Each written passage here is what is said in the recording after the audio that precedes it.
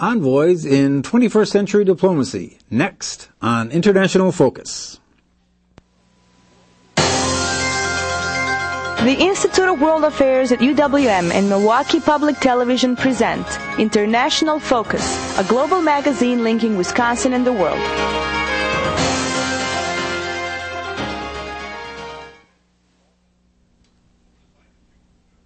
Welcome to International Focus. I'm Doug Savage, Assistant Director of the Institute of World Affairs at UWM.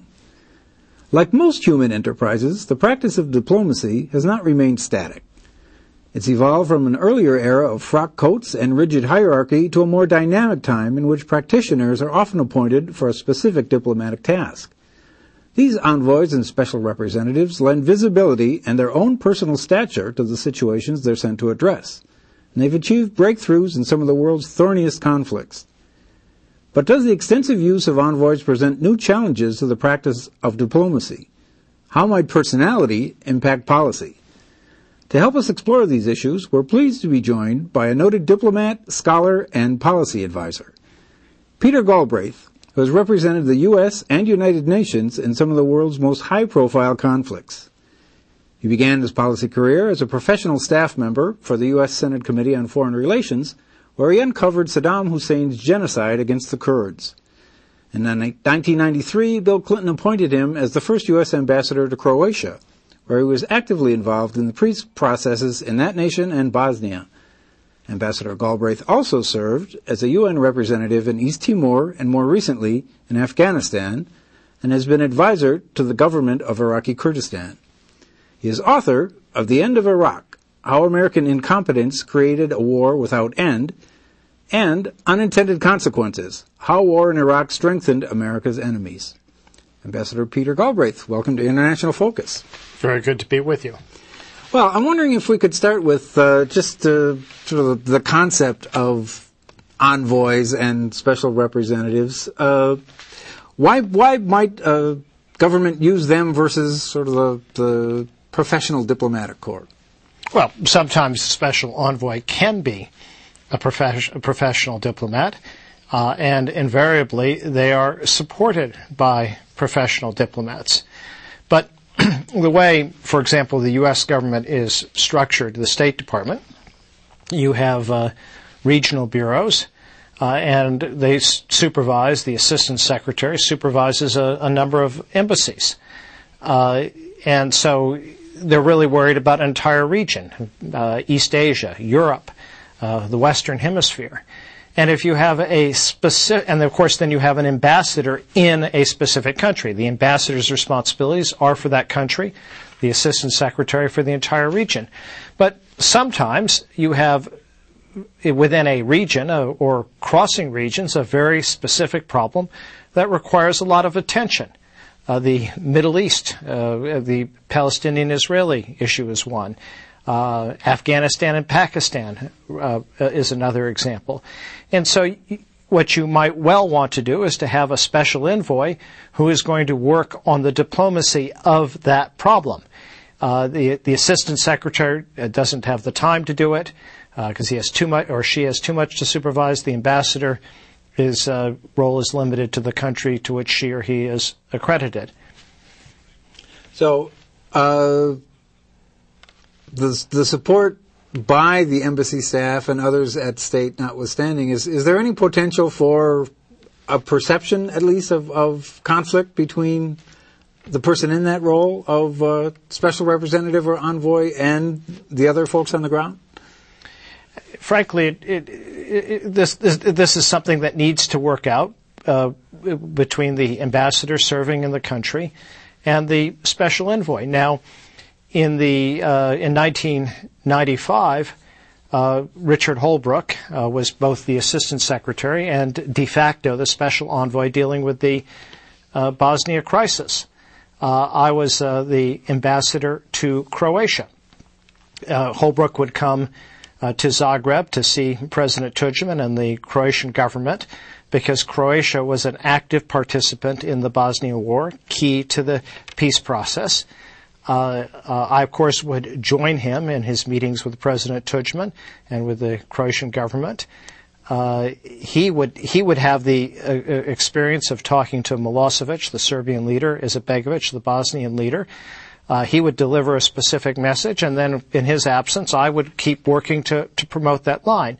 Now, we had a nice division of labor because related to the Bosnia War was a separate war in Croatia, where Serbs occupied 27% of the country. Since that was purely a Croatia conflict, I ended up being both the ambassador and, if you will, the special envoy mediating that peace agreement. So there you had a bilateral ambassador doing an ambassador to the country, a bilateral ambassador doing the mediation, and at the same time supporting a special envoy who was working with three countries, Bosnia, Serbia, and Croatia. So historically, what kinds of situations would that sort of specialist be called to address? Well, the special envoy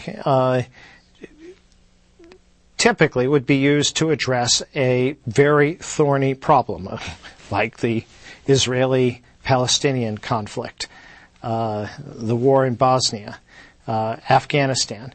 Something that requires high-level attention, and you usually want to have somebody in these jobs who is at a very high level, direct access to the Secretary of State, direct access to the President, where you would have shuttle diplomacy among multiple actors, usually in several countries.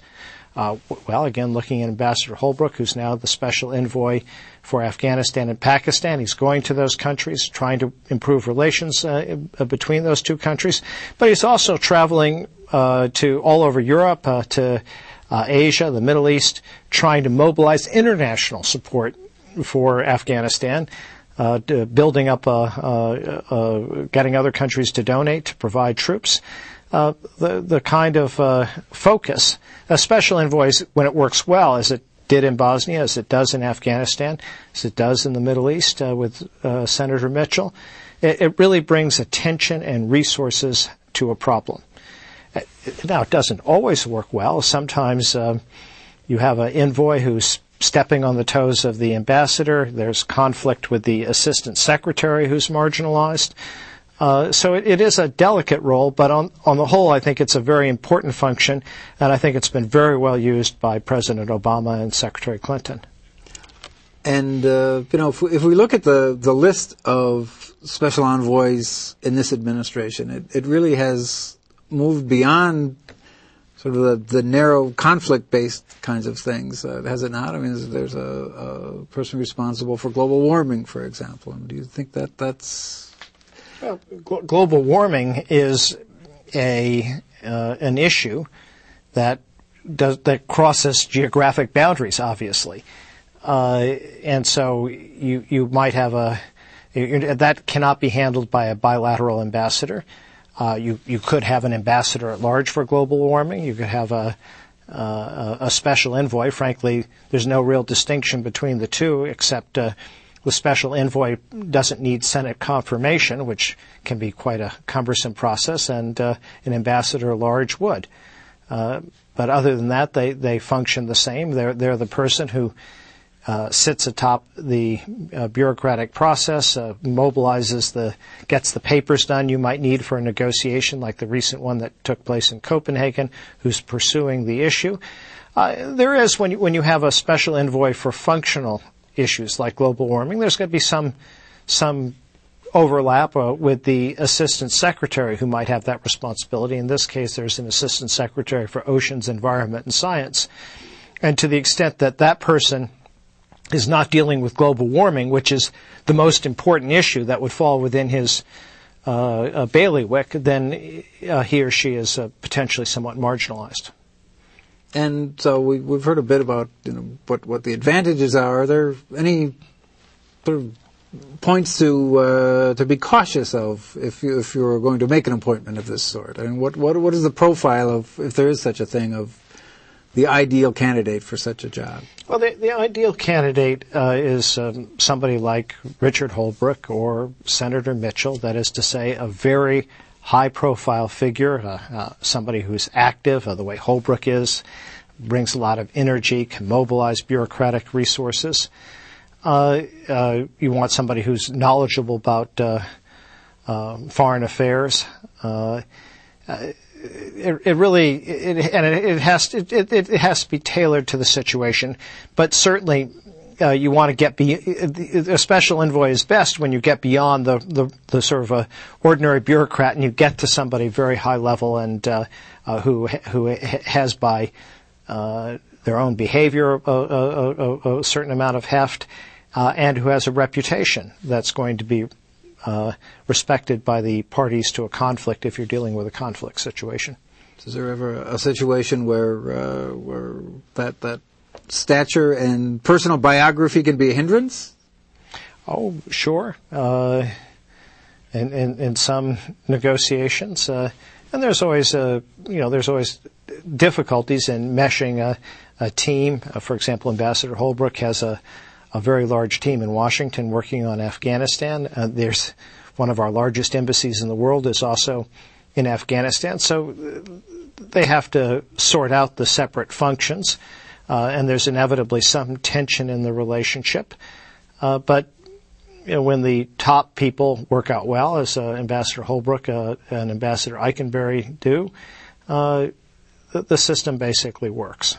Well, we've been talking largely about the situation in a U.S. context. Now, how does it differ when we're talking about the United Nations? Well, the United Nations is an entirely different matter.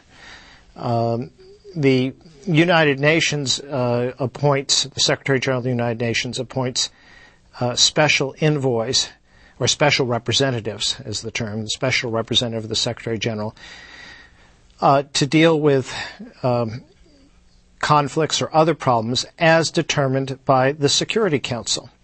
Now, there's an institutional problem here, which is that when there's a crisis, the war in Bosnia, chaos in Congo, which the major powers in the world, the U.S., China, Russia, Britain, and France, the Permanent Five, don't really want to deal with, then what they invariably do is to go to the Security Council, get a resolution to do something, and then they appoint a special representative. The Secretary General appoints a special representative, and quite often this becomes an exercise in futility. There's been a special representative, for example, to deal with the conflict over the Western Sahara. This is a bit of territory that had been a Spanish colony that Morocco annexed in 1975. That was never recognized. The people there rejected it. But nobody's prepared to force Morocco out or to defend the right of the people of the Sahara to self-determination, but they're not going to recognize the Moroccan presence either, and so you have a special envoy to deal with the problem without any hope of solution. In other cases, again, like the Congo, the notion is we have to do something about it, but we're not going to send in the hundreds of thousands of troops that might bring order there, so we have a few thousand troops and a special envoy. In other circumstances, however, the special envoy can have very broad powers. Sergio Vieira de Mello, the Brazilian diplomat, a career UN employee, served as the special representative of the Secretary General in East Timor and as the transitional administrator during the 2.5 years that East Timor was a UN mandate. So he had, under the resolution, Security Council resolution, full executive, legislative, and judicial authority, and did a terrific job. Good. I'll stop you right there. We'll get into some specific cases when we come back. To our viewers, we'll be right back with more International Focus.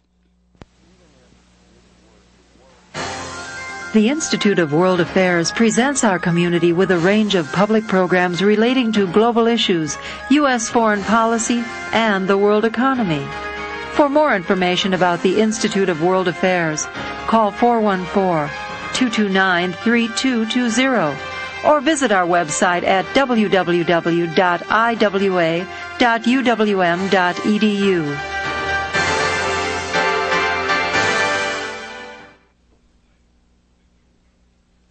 Welcome back to International Focus. We're talking with Ambassador Peter Galbraith. Well, we're talking a bit before the break about the situation in East Timor. I wonder if you could give us a little background about the role special representatives played there, including your role, of course. Well, first a word about East Timor. This had been a Portuguese colony, and when Portugal went through the decolonization process in 1975, the East Timorese declared independence. The Indonesians promptly invaded and tried to annex East Timor. The East Timorese resisted. The UN organized a referendum in 1999. The population voted overwhelmingly for independence. The Indonesians withdrew, but before they withdrew, they burned down 80% of the buildings in the country and basically destroyed everything. A third of the population were refugees. Well, it was clear that East Timor could not immediately become an independent country. There was nothing there. There was no government, not a single record, not a single civil servant, not a single policeman. And so the Security Council created a transitional administration with a special representative at the head of it. And he recruited me to be his director for political, constitutional, electoral affairs, basically to supervise the political process and to the elections and the drafting of the Constitution, to run the transition. When we arrived, it was total ground zero, as I say, not a single public record, not a single government building that wasn't burned. In fact, 80% of the private residences were burned. No teachers, no police, nothing. So we had to start from scratch. And in some sense, every decision was a fundamental one. For example, we had to decide what law applied. Would it be Portuguese law? And if so, would it be Portuguese law as it existed in 1975 or in 1999? And who would know? Certainly if it was 75, what the relevant law? Was it Indonesian law? How could we use that? That was the law of the occupation. Should we write our own UN law? But that would take a long time. What language to use? Everybody spoke Bahasa Indonesian, the Indonesian language, but that was the language of the occupier. No, Portuguese had long since been forgotten, and there were some 60 local languages. So here we were. We had to make what currency to use. Everybody knew the Indonesian currency, but again, that was politically incorrect. The Portuguese offered the escudo, their currency. But the problem was, this is 99. The next year, the escudos got out of business and be replaced by the euro. So you'd have to have two transitions, from the rupiah to the escudo and the escudo to the euro. Or should we use the U.S. dollar? So all these basic decisions. We had to set up an administration, hire people, decide what government departments should exist, what ministries, and then recruit the civil servants, train them, set up a police force, hire teachers. So it was a very broad mission. It worked well, partly because of the skill of the head of the mission, Sergio Vieira de Mello, partly because the East Timorese were quite united. They wanted what we were there to help them achieve, which is an independent country. And the Indonesians accepted that it was no longer their territory, so there wasn't an ongoing conflict, as is true in so many of these situations. And finally, the international community pledged enough resources. They pledged $500 million, and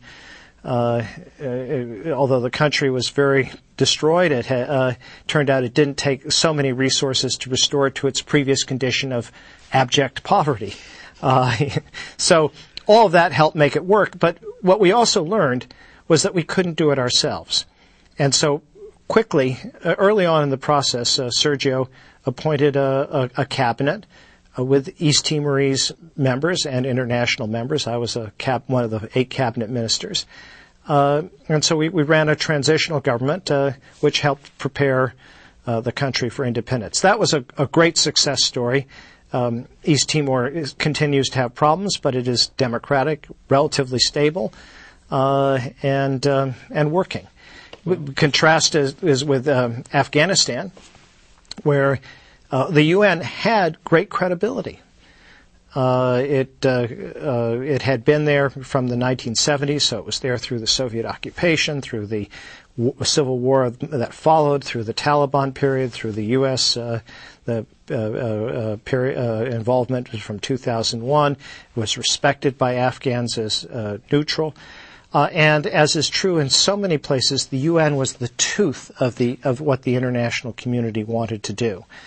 And so even though the U.S. is by far the most powerful actor and more powerful than the UN, the Americans, both under the Bush administration and the Obama administration, usually preferred to work through the UN because that had legitimacy. The UN had a kind of expertise and reputation. And the UN was entrusted in 2009 with supporting the Afghan Independent Election Commission in the conduct of presidential elections, which incidentally were paid for by the international community, including $200 million from American taxpayers. But here's an example of something that went catastrophically wrong, because the head of the UN mission took the view that the UN's role was to do whatever this Independent Election Commission wanted. The problem was the Independent Election Commission wasn't independent. It was a partisan body appointed by President Karzai, and it worked for his reelection. The voting was massively fraudulent, and in every instance, the commission staff were involved in the fraud. They produced at least 1 million phony votes for Karzai, 1/3 of the total. The head of the UN mission didn't want to take steps that I was urging that could have prevented the fraud, including closing ghost polling stations. There were 1,200 of these polling centers that were clearly never going to open and which produced most of the phony votes. Once the fraud took place, he tried to cover it up, and then when the commission changed its rules to include the fraudulent ballots, he opposed my efforts to get the commission to stick to the rules. The result was political confusion, and a situation in which Karzai eventually had a second term, but in circumstances where a large part of the Afghan population views him as illegitimate, and where he's viewed, rightly, I think, as illegitimate by many in the international community. And so here we have President Obama's counterinsurgency strategy, which depends on having a credible local partner with whom we can work.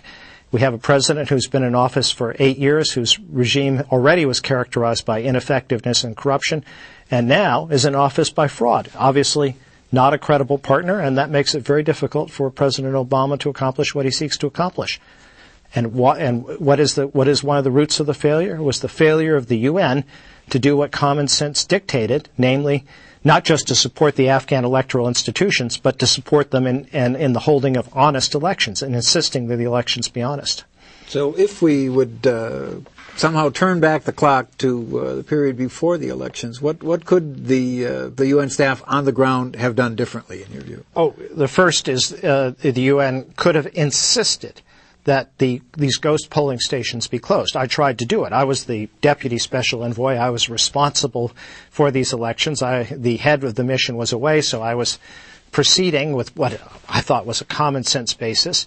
There were 7,000 polling centers in the country. 1,200 of them were located in areas controlled by the Taliban or so insecure that nobody could go there. It was obvious that these centers were never going to open. But as long as they remained on the books, the election commission could report results, and this is exactly what happened. They reported, as I said, 1 million votes from polling centers that never actually opened. And of course, nobody could verify that they didn't open because you couldn't go to that area. If they'd been removed from the books, the level of fraud would have been much less. And once the fraud took place, the election commission was obliged by its own rules to exclude obviously fraudulent ballots. If it did that, it meant that Karzai would have been below 50% and there would have had to be a runoff. So literally, the day before they announced their results, they changed the rules and said, we've just learned that we have no legal authority to exclude phony ballots. They have to be included. I went to them and I said, you can't do that. And if you do, you're going to be criticized. The government got very angry with me. Naturally, Karzai was the beneficiary of the fraud. There were protests, and the head of the mission basically sided with Karzai. This is a case. The problem here was that the special envoy, Kai Heidi, a Norwegian diplomat, he felt his influence depended on his relationship with Karzai. And it's true. He had a very good relationship with Karzai. But having a good relationship is not an end in itself. It's a means to an end. And if you don't use it for important policy purposes, there's no point. Well, we've got just about a minute left. Going forward, what would be your advice? Well, I think special envoys are useful for the United States. They are an essential way in which the United Nations works. But the UN system needs to be reformed. The basic problem in Afghanistan is that once Kayati, the Norwegian diplomat, was appointed, there was no supervision from the UN. He never sent back cables. He suppressed the cables on the fraud. The people at headquarters didn't question him on this. Partly it was a weak Secretary General, Ban Ki-moon, but partly it was an institutional failure. The UN needs to become more like a regular foreign ministry in which the headquarters supervises what their people in the field do.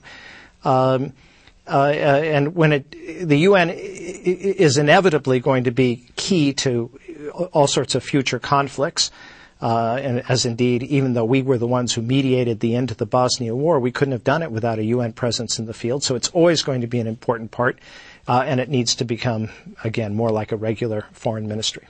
Well, Ambassador Peter Galbraith, thank you very much for a fascinating perspective to our viewers. We'll see you next time on International Focus.